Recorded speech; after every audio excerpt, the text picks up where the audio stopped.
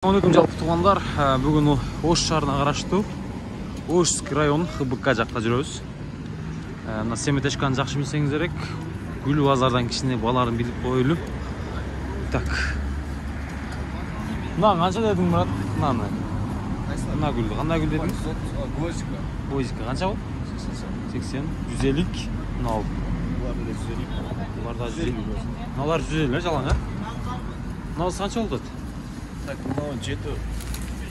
150 сомнан айсат. 150, 300, 900 миң канча болуп калабы? 1050, Мына канча? Мына тульпан деп коелу? 800 сом деп коелу. Мына болчу, брат. 800 сом. Булар 3000ден 3000ден сатылып тур тугандар. 300 сомдон. Ана мына алжактан мындай гүлдөр да турат.